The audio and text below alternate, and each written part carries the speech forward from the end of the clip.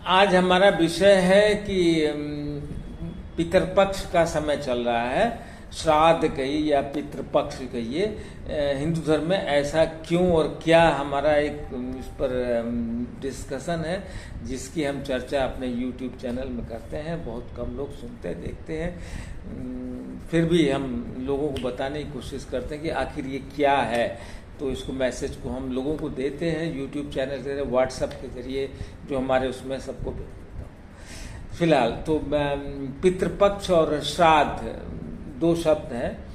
पितृपक्ष तो सभी जानते हैं, पितरों से संबंधित है, जो नहीं है अभी, जो चले गए हैं, जिनका शरीर स्थूल शरीर नहीं है, इसके बारे में डिस्कस करने के लिए बता। श्राद्ध शब्द आता है श्रद्धा से, जो श्रद्धा से अपने पितरों के लिए किया गया कार्य, श्रद्धा पूर्वक का जो कार्य अपने पितरों के लिए किया जाता है, उसको श्राद्ध कहा जाता है। तो पहले हम इस पर बात करते हैं कि पितर और या प्रेत, पितर प्रेत, प्रेत कहते हैं जो शरीर जिनका चला जाता है, वही पितर प्रेत में बदल जाते हैं। उनके पास स्थूल शरीर नहीं होता। शरीर तीन तरह का होता है, यहाँ हम दो ही शरीर की बात कर रहे हैं। शरीर स्थूल, सूक्ष्म और कारण शरीर या जागृत शरीर, ये हमारा जागृत शरीर है जो अभी बात कर रहा है, इंद्रियों से सब कुछ पहचान रहा है इंद्रियों से, ये जागृत शरीर है। स्थूल शरीर है जो, इसको स्थूल शरीर जागृत शरीर में है, तो सेंसेस से जो जागा हुआ है वो जागृत हो गया। तो स्थूल शरीर जो है ये अन्न से बना हुआ होता है, इसको समझना जरूरी है, क्योंकि ये स्थूल शरीर अन्न से बनता है और अन्न जो है वो जल से होता है। तो अन्न का कारण जल है? जब जल है तभी अन्न होगा। तो हम लोग धान या चावल को मुख्यतः इसमें इस्तेमाल करते हैं। तो ये अन्न से बना हुआ शरीर है, इसको कहते हैं अन्नमय कोश। जब इसमें से प्राण, तो एक मन जो है वो सूक्ष्म शरीर है। मन, बुद्धि, अहंकार और संस्कार, मतलब जो आप दुनिया भर का खटकर्म दुनिया में कर रहे हैं, वो आपके संस्कार में मतलब फीड हो रहा है। जो कर्मों का जो संचय है, संग्रह जो आप कर रहे हैं, कलेक्शन ऑफ योर कर्मास, वो उसका संस्कार है। वो संस्कार आपका आपने जो पैदा किया, या आपके पिता से आया, या आपके दादा से जो संस्कार आपके पास आए, वो इस शरीर में एकत्रित वो संस्कार करते हैं। इसीलिए संस्कार किए जाते हैं, शुद्धिकरण करते हैं हिंदू धर्म में। वो बात का है। हम अभी श्राद्ध के बाद पितृपक्ष की बात कर रहे हैं। तो पितृ प्रेत हो गया, जो जिसके पास शरीर नहीं है, ये स्थूल शरीर खत्म हो गया उसका। जब प्राण, तो मन जो है वो सूक्ष्म शरीर है, दिखता तो है नहीं, स्थूल शरीर तो दिखता है, लेकिन जो स्थूल शरीर को कार की तरह ड्राइवर बैठा हुआ है मन, वो तो नहीं दिखता है, वो सूक्ष्म है।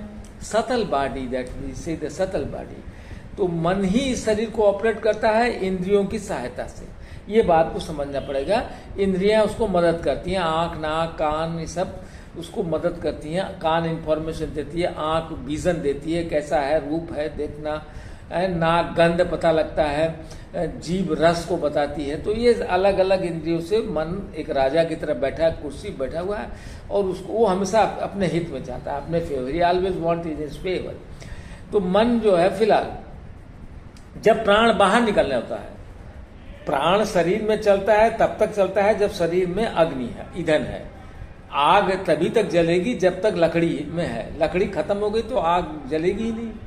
तो लकड़ी की सप्लाई खत्म हो गई, अब आपके पास ईंधन मतलब fuel, you do not have the fuels, तो how the fire will burn. तो उसी प्रकार शरीर में नाभि में आग होती है, वो आग के लिए हमेशा प्रबंध किया जाता है, यज्ञ हो रहा है, वहां आहुति हो रही है।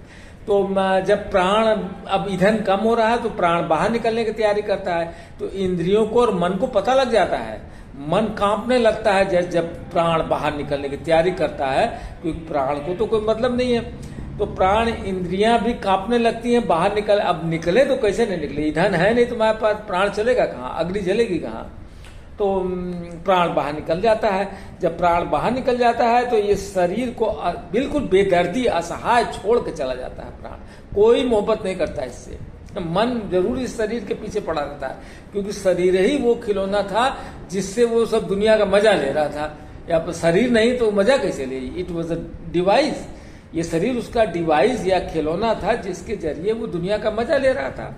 अब इस शरीर से प्राण निकल गया, अभी किसी काम का नहीं। ढेला और पत्थर में कोई अंतर नहीं रहा। ये शरीर धन्य से प्राण निकला, धन्य से शरीर गिरा, और शरीर को असहाय निर्बल छोड़ करके प्राण निर्दयी की तरह निकल जाता है। किसको लेके? मन को लेके, बुद्धि को लेके, अहंकार संस्कार, इसको लेके प्राण अब दूसरे शरीर में प्रवेश करने की तैयारी करता है। तो मन तो स्थूल शरीर को सोचता है नहीं, या घर वाले कहते हैं जल्दी से निकालो, अभी शरीर में भी वो होता है, धनंजय वायु जाती नहीं लास्ट तक, सड़ने लगता है। तो जल्दी से जल्दी घर वाले उसको निकाल के फेंक देते हैं, जला देते हैं, और कुछ दूसरे लोग दफन कर देते हैं। जल्दी से जल्दी घर से बाहर निकाल दिया जाता है। तो शरीर की बड़ी बेदर्दी, बड़ी वो हो जाती है उस शरीर की दुर्गति। तो शरीर को जल्दी ले जाके शमशान जला जलू करके खत्म करके घर वाले आ जाते हैं। मन उसके पास लगा रहता है, मन नहीं, विरोध करता है। इसलिए 13 दिन तक मन को बताया जाता है कि तुम्हारा शरीर नहीं है, शरीर चला गया है, छोड़ दो, भूल जाओ। मन मानता नहीं है, जिद्दी है, बहुत जिद्दी है मन। उस शरीर में इतने दिन रहा है, वो अब निकलना तो है ही है, क्योंकि अग्नि है ही नहीं, प्राण तुम्हारे पास टिकेगा कैसे? मन तो गंवार बुद्धू है, वो कहा जाने। तो मन जब निकल जाता है तो अब मजबूरी में, जब शरीर दबा दिया, जला दिया, सब खत्म कर दिया, मन मजबूरी में दक्षिण दिशा की ओर चले जाते हैं। मरने के बाद भूत प्रेत पिताल पिशाच जितने भी हैं, प्रेत, ये सब दक्षिण दिशा, इनका निवास स्थान दक्षिण दिशा होता है। सूर्य की ओर आप मुंह कीजिए, दाहिना हाथ जो पड़ेगा वो आपका दक्षिण रहेगा। लेकिन तंत्र में, उसमें जब आप योग में आइएगा तो नाभि से नीचे जहां गंदगी निकल रही है वहां पर उनका निवास होता है। पैखाना में, मल में, या सब, तो वो सड़ा हुआ खाना खाते हैं ना, तो वो उसमें निवास करते हैं, शरीर के साथ ही रहता है वो।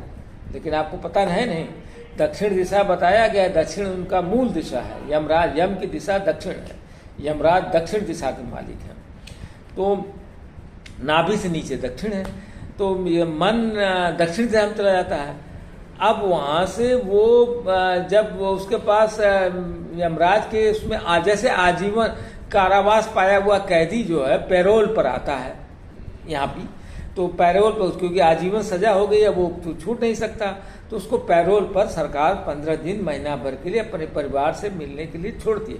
ठीक उसी तरीके से ये 15 दिन भाद्रपद की पूर्णिमा से आश्विन की अमावस्या तक ये पितरों का दिन होता है। इस दिन ये पैरोल पर यमराज उसको छोड़ देते हैं, जाओ तुम अपने परिवार से मिलो, देखो दाखो। तो मन से वो देखता है, मन वो उनके शरीर में, वायु का शरीर होता है उसका, वायु है वायु, तो वायु के जरा वो पहुंचता है और मन से दूसरे के बच्चों के मन में प्रवेश कर करके उनके मनों में प्रवेश कर जाता है, और सब देखता है क्या हो रहा है, कैसे हो रहा है, ये सब ठीक ठाक है कि नहीं है, क्या है, क्या कमी है, क्या बेसी है।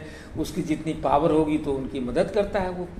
तो पितर दोष लग जाता है। उसके बाद कोई कर्म सब शराब किया है तो वो कुछ कर नहीं पाएगा, वो चाहते हुए भी अपने परिवार की मदद नहीं कर सकता।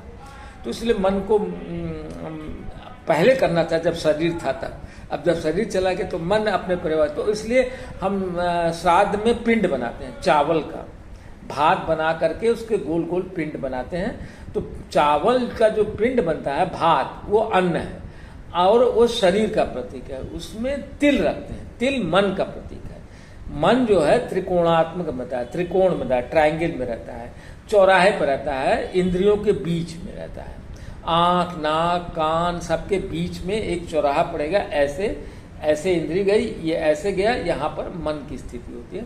तो मन त्रिकोण में रहता है। 2 त्रिकोण होते हैं, एक ऊपर की ओर मुंह होता है और एक नीचे की ओर होता है। तो नीचे का त्रिकोण जो है वो व्यक्ति के मूलाधार में होता है, स्त्री की योनि में है, और मनुष्य के जो है वो लिंग और गुदा के बीच में होता है, जहाँ मूलाधार रहती है। तो वहां पर वो त्रिकोण में रहता है। तो अमावस्या नीचे अर्धोमुख, नीचे मुख की वो त्रिकोण की है, और ऊपर अग्नि ऊपर की ओर जाती है और जल नीचे जाता है। तो वो जल उनको दिया जाता है, तो वो नीचे की ओर है मुख किया हुआ उसका। तो वो नीचे जो ट्रायंगल नीचे की ओर मुख कर रहा है वो अधोमुख, नीचे मुख किया हुआ, तो उसमें जल से वो तृप्त होते हैं। तो पितरों को जल से तृप्त होते हैं। देवता अग्नि में आहुति डालते हैं तो अग्नि ऊपर जाती है, तो ऊपर देवताओं को तृप्त करती है, उसमें डाला जाता है। इसमें जो है वो पिंड बना करके शरीर प्रतीकात्मक पितरों का, प्रेतों का बनाकर रख दिया जाता है, दादा उसका जिसका भी हो, पिता उसका, और उसमें तिल रख करके सब प्रक्रिया करके मंत्रों के साथ उनको सब कुछ बताया जाता है। गोत्र का पूरा एफिडेविट भरा जाता है। जब मंत्र जब श्राद्ध करते हैं तो एफिडेविट मतलब खानदान का नाम, पिता का नाम, गोत्र का नाम, दादा का नाम, 3 पीढ़ी चलता है। मतलब दादा, लड़का और उसका पोता, ये 3 कनेक्टेड होते हैं आपस में। और मेडिकल साइंस में भी जेनेटिक बताए जाते हैं, 3 पीढ़ी चलती है। तो जो दादा ने पेड़ लगाया है उसका फल, पाप और पुण्य 2 फल होंगे उसमें। दादा ने खा लिया तो ठीक है, लड़का ने तो कुछ जो फल होगा वो लड़का खाएगा, फल तो आएगा पेड़ में, 3 पीढ़ी तक आएगा। और जो बचा कुचा होगा पोता खाएगा, वो तो खाना है 3, तो उसको कष्ट होगा, तो दादा को कष्ट होगा, तो कर्मों का कष्ट दादा ही भुगत रहा है, बाप अगर जिंदा है तो ही भुगत रहा है, पोता ही भुगत रहा है। तीनों पीढ़ी उस संस्कार पितृ दोष को भुगतते हैं। तो कहने का मतलब यह है कि हम देवताओं को हम अग्नि में आहुति दे के तृप्त करते हैं, उनसे मांगते हैं, और पितरों को हम जल से तृप्त करते हैं। वो तृप्त हो जाते हैं, आते हैं 15 दिन के लिए, उनको सब श्रद्धा पूर्वक, अगर उनके पास जितनी क्षमता और शक्ति होगी, वो अपने संतानों की मदद करते हैं, क्योंकि हम ये उनका प्रयास होता है। तो उनको दिया जाता है कि सब कुछ श्रद्धा पूर्वक 15 दिन उनका निवास आपके शरीर में है, ब्लड उसी ब्लड में आएंगे वो। तो ये बताना था कि श्राद्ध करने का उद्देश्य क्या है, और सूक्ष्म शरीर और स्थूल शरीर, और उनके पास अब वो शरीर नहीं है, वो शरीर चला गया है, तो अब इसी शरीर का जो बच्चों का शरीर जो खून से है, तो उसको दे करके तृप्त किया जाता है। तो ये हिंदू धर्म में एक मान्यता है, और इसको फॉलो करना न करना, जिस तिथि को मरे होते हैं उस तिथि को स्पेशली उनका डे होता है, क्योंकि वो चंद्रमा की तिथि है, मन की वो स्थिति होती है। मन चंद्रमा का प्रतीक है, और तिथि का मतलब days of moons which day they died. तो उस दिन को उनको तृप्त किया जाता है, उनका दक्षिण दिशा की ओर मुंह करके के सबको दिया जाता है, दक्षिण दिशा की ओर।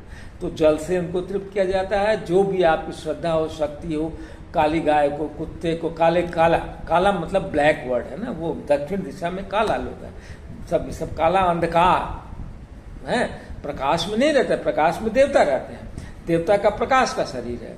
इनका जो है वो भौतिक शरीर अब नहीं है, तो अब वो भौतिक शरीर 15 दिन के लिए उनको तृप्त करना चाहिए, उनको सेवा करनी चाहिए, उनके आगमन का प्रयास जो भी उनकी सेवा कर सके वो करना चाहिए, दक्षिण दिशा की ओर करना चाहिए।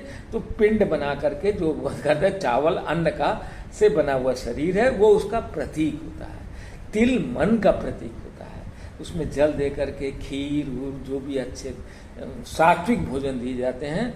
अब बहुत हरामी मन रहा हो तो बहुत बड़ा, तो उसको मांस मदुरा देना पड़ेगा, दारू पिलाना पड़ेगा।